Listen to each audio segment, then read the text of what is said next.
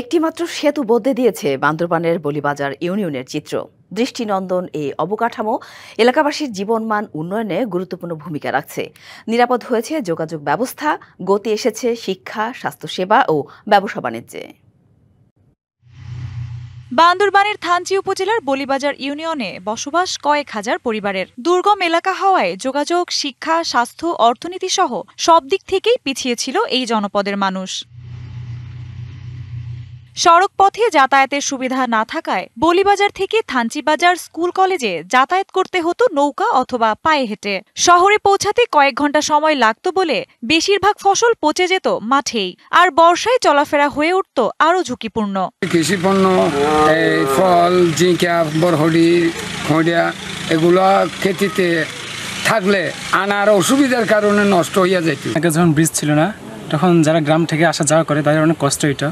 বিশেষ করে যখন বন্যা হইতো, পানি অনেক বড় হইতো। এবং নদীর পানি বেড়ে গেলে নৌকা দিয়ে যাতায়াত করতে হইতো। ব্যাপারটা খুব রিস্ক হয়ে যাইতো এবং সময়ের ব্যাপার। Japan Bangladesh joint venture company JBS holdings limited. এখন ব্রিজ হওয়াতে সবার সুবিধা হয়েছে। অতিরিক্ত বৃষ্টি হলে বন্যার কারণে মাঝে মধ্যে স্কুলে যাইতে পারতাম না।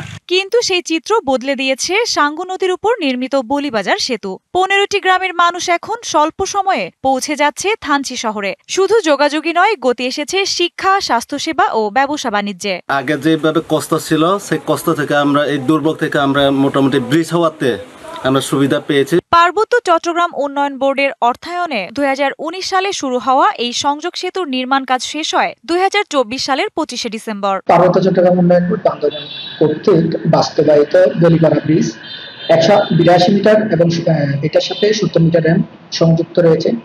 প্রকল্পটি ইতিমধ্যে সমাপ্ত হয়েছে। প্রকল্পটি সমাপ্ত হওয়ার ফলে ১২টি গ্রামের প্রায় ৭,০০০ মানুষ এই সড়ক দিয়ে যোগাযোগ করে থানচি উপজেলায় আসতে পারবেন। ১৮০ মিটার দীর্ঘ সেতুটি নির্মাণে ব্যয় হয়েছে ২১ কোটি টাকা। DBC news desk.